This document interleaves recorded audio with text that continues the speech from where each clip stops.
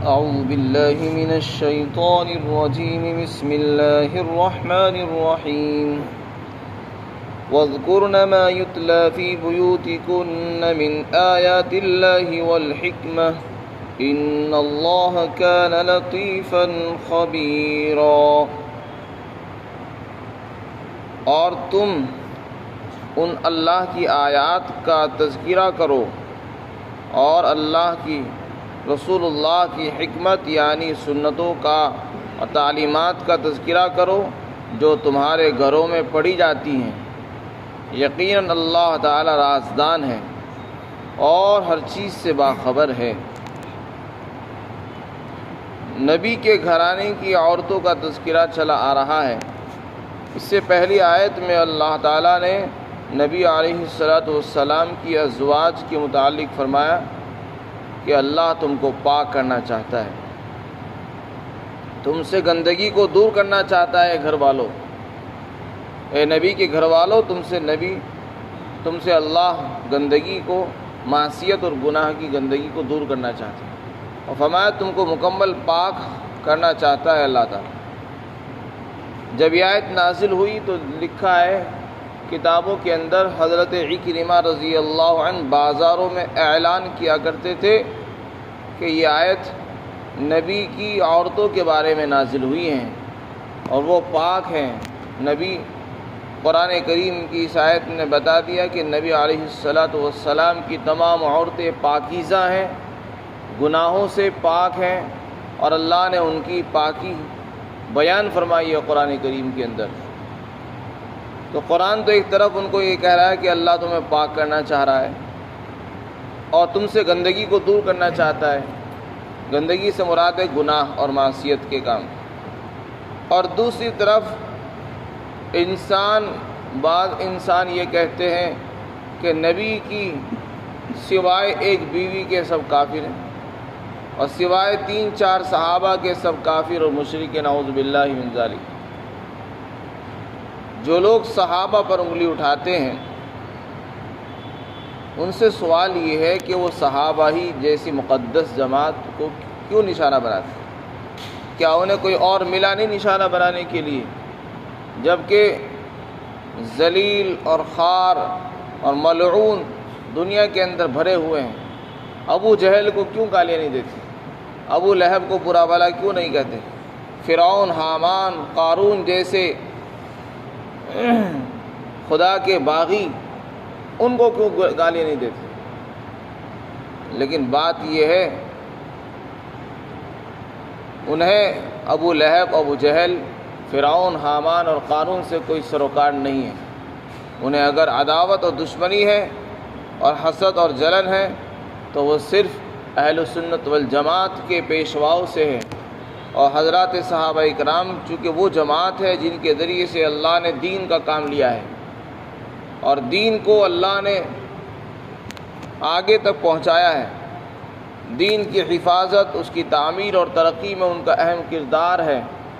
تو اس لیے یہ جماعت صحابہ اکرام کو نشانہ بنا کر ہمارے دین کی جڑوں کو کھوکھلا کرنا چاہتی ہے۔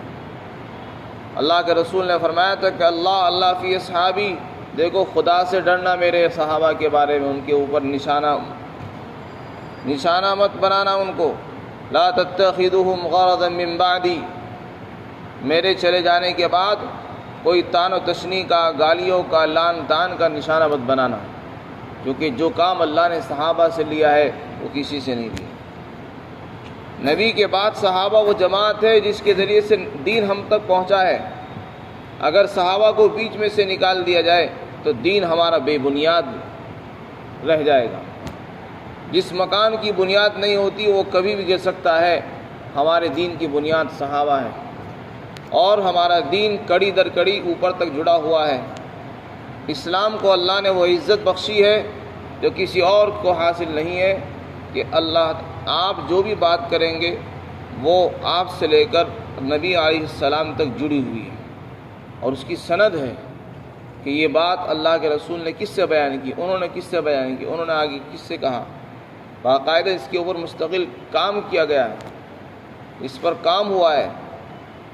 یہاں تک کہ محدثین اس کا اہتمام کرتے تھے کہ اگر کوئی رسول اللہ کی طرف نسبت کر کے کوئی بات بیان کرتا ہے کہ یہ نبی علیہ السلام نے یہ بات فرمائی ہے، تو اس کے بارے میں چھان بین کرتے تھے کہ یہ کس درجے کا آدمی ہے، یہ جھوٹا تو نہیں ہے، اس کے بارے میں لوگوں میں کیا مشہور ہے، کیا اس نے کبھی دنیا میں زندگی میں کبھی جھوٹ بولا ہے؟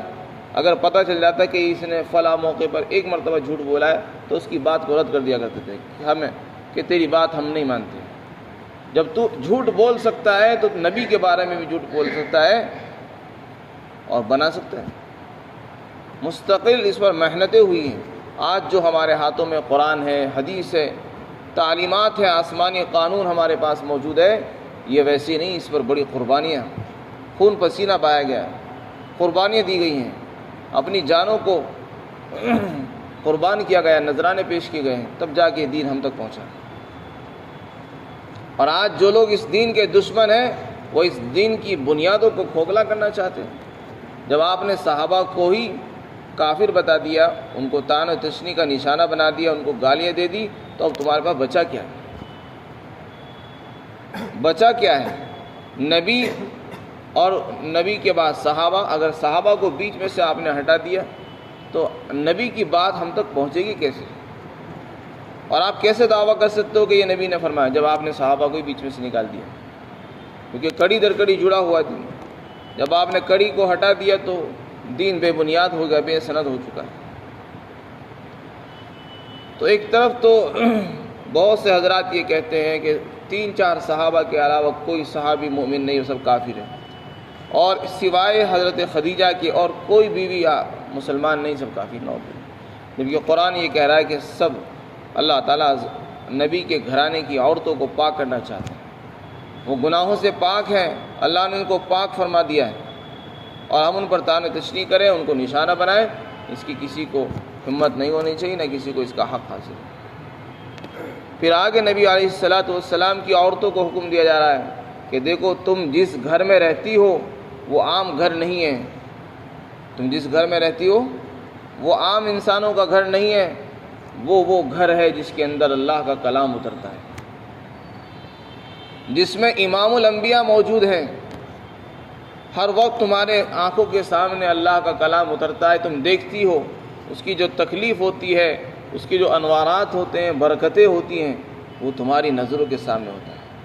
تو نبی کی گھرانے کی عورتوں سے کہا جا رہا ہے کہ دیکھو اللہ کی جو آیتیں تمہارے گھر میں پڑھی جاتی ہیں، رسول اللہ کی سنتیں جو تمہارے گھر میں پڑھی جاتی ہیں، بتائی جاتی ہیں، ان کا بیان کرو، ان کا تذکرہ کرو، ان کے چرچے کرو، تاکہ یہ دین امت کی امانت ہے اور یہ امانت امت تک پہنچ جائے۔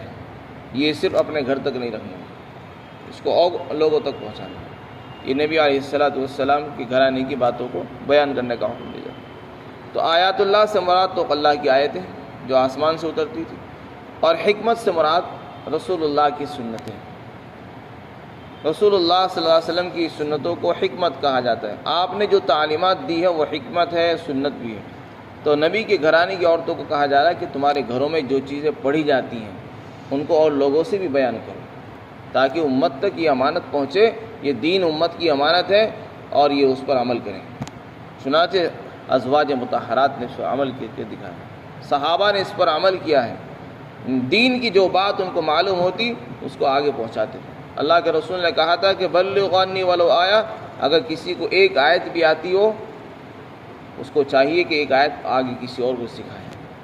اگر میری طرف سے اس کو ایک آیت پہنچ چکی ہے، اس کی ذمہ داری ہے کہ وہ آگے کسی اور کو پہنچائے۔ تو اسی کا نام تبلیغ ہے، اسی کو تعلیم کہتے ہیں کہ ہم جو بھی سیکھیں اس کو آگے تک پہنچانے کی کوشش کریں، تاکہ وہ دین کی بات ہمارے ہی تک نہ رہے، آگے امت تک اس کو پہنچایا جاتا ہے۔ اسی آیت سے یہ بات میں معلوم ہوتی ہے کہ گھروں کے اندر، نبی کے گھروں کے اندر آیات اللہ کی آیتیں پڑھی جاتی تھیں، سنتوں کے چرچے ہوتے تھے۔ اور آج ہمارا حال دیکھ لیجیے آپ، ایک نبی کے گھرانے کا حال ہے اور ایک ہمارے گھروں کا حال ہے کہ گانے اور غیبتیں اور چغلیاں اور ادھر ادھر کی باتیں، ایران توران کی کہانیاں، بے سند قصے کہانیاں۔ جب 2 آدمی جمع ہوتے تو تیسرے کے چرچے شروع ہو جاتے ہیں۔ ازواج مطہرات کے گھروں کے اندر ایسا نہیں ہوتا تھا۔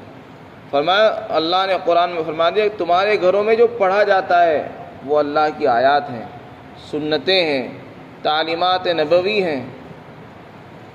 اس میں خود قرآن بتا رہا ہے کہ تمہارے گھروں میں یہ چیز پڑھی جاتی ہیں، اب تم ان کو اور لوگوں سے بھی بیان کرو۔ وَاذْكُرْنَ مَا يُتْلَىٰ فِي بُيُوتِكُنَّ مِنْ آيَاتِ اللَّهِ وَالْحِكْمَةِ۔ چنانچہ ازواج نے اس پر عمل کر کے دکھایا، صحابہ نے صرف دین کو اپنے تک نہیں رکھا، آگے پہنچایا۔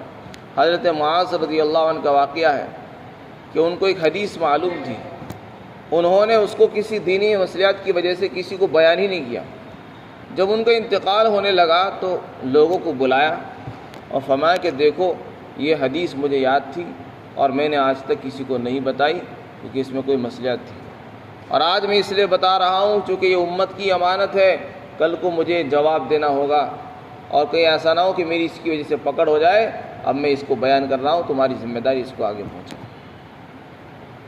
آپ نے حجۃ الوداع کے موقع پر فرمایا فَلْيُبَلِّغِ الشَّاهِدُ الْغَائِبُ، فرمایا جو لوگ یہاں موجود ہیں اور میری بات سن رہے ہیں، میرا پیغام ان تک پہنچ رہا ہے، ان کی ذمہ داری ہے کہ جو لوگ آج یہاں موجود نہیں ہیں ان تک پیغام پہنچائیں۔ چنانچہ صحابہ نے اس پر عمل کیا۔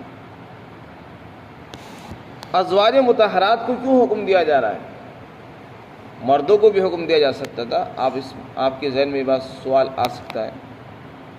بات یہ ہے، اس کا جواب یہ ہے کہ آپ صلی اللہ علیہ وسلم پوری امت کے لیے نمونہ اور آئیڈیل بن کر آئے، اور جو آئیڈیل اور نمونہ ہوتا ہے اس کی زندگی کے جو اوقات ہیں وہ گھر کے اندر زیادہ گزرتے ہیں اور باہر کم ہوتے ہیں، اور اگر دونوں جگہ برابر ہوں تو امت تو آدھی زندگی سے محروم ہو جائے گی۔ اگر نبی کی باہر والی زندگی پر عمل کیا جائے اور اسی کو ہم اپنے لیے آئیڈیل اور نمونہ بنا لیں تو پھر تو آدھا دین چھوٹ جائے گا اور امت آدھے دین سے محروم رہ جائے گی۔ اس لیے نبی کے گھر کی عورتوں کو کہا گیا کہ نبی چونکہ آدھا وقت گھر میں گزارتے ہیں، رات کے وقت گھر میں ہوتے ہیں اور دن میں بہت سے اوقات گھر میں گزرتے ہیں، کھانے کے وقت گھر میں ہوتے ہیں، بیویوں کے ساتھ کیسے رہنا ہے، نمازیں کیسے پڑھتے ہیں، تہجد کیسے پڑھی جاتی ہے، گھر میں کیسے داخل ہوتے ہیں، کیسے جاتے ہیں، ازواج کے ساتھ ان کا کیسا معاملہ ہوتا ہے۔ یہ جو معاشرتی زندگی ہے، ازدواجی زندگی ہے، شادی شدہ کی جو زندگی ہے وہ تو عورتیں ہی جانتی ہیں، وہ اس کی باہر والوں کو کیا خبر۔ تو اس لیے عورتوں کو حکم دیا جا رہا ہے کہ تمہارے گھروں میں جو باتیں آ رہی ہیں، تمہارے سامنے آتی ہیں، دین سے متعلق تم کو نبی جو باتیں بتاتے ہیں، جو تعلیمات تمہیں دے رہے ہیں، وہ تعلیمات صرف اپنے تک نہیں رکھنا ہے، ان کو آگے بھی پہنچانا ہے، ان کے چرچے آگے بھی کرو۔ چنانچہ حضرت عائشہ صدیقہ رضی اللہ عنہ یہ بہت سمجھدار، بہت بڑی عالمہ اور مبلغہ عورت ہیں، اللہ تعالیٰ نے ان کے واسطے سے ایک دین کا ایک بڑا حصہ امت تک پہنچایا ہے۔ اگر یہ اس دین کو نہ پہنچاتی تو دین کا ایک بڑا حصہ ہم سے رہ جاتا اور ہم اس سے محروم ہو جاتے۔ تو ایسا نہیں ہے کہ عورتیں کچھ نہیں کر سکتی، عورتوں کے ذریعے سے بھی دین کا بڑا حصہ ہم تک پہنچا۔ ان میں حضرت عائشہ صدیقہ سب سے آگے اور پیش ہے، اور باہر کی کیا زندگی ہے وہ تو سبھی دیکھ رہے ہیں۔ حضرت ابو ہریرہ اس کو بیان کرتے ہیں، حضرت معاذ بن جبل بیان کر رہے ہیں، عمر بیان کرتے ہیں، ابو بکر صدیق بیان کر رہے ہیں، لیکن اندر کی جو زندگی ہے وہ تو خواتین بیان کر سکتی ہیں، ازواج مطہرات ہی بیان کر سکتی ہیں۔ اس لیے فرمایا کہ تم نبی کی زندگی کے اندر جو تعلیمات اپنے اندر پاتی ہو، نبی نے تم کو جو ہدایت دی ہیں گھر کے اندر رہتے ہوئے، گھر میں کیسے رہنا ہوگا، کیسے نبی علیہ السلام آپ کے ساتھ برتاؤ کرتے ہیں، وہ ساری تعلیمات امت کو بھی بتایا جائے۔ چنانچہ ازواج مطہرات نے اس کا اہتمام کیا اور وہ امت تک اپنے اللہ کے رسول کی تعلیمات کو پہنچایا کرتی تھی۔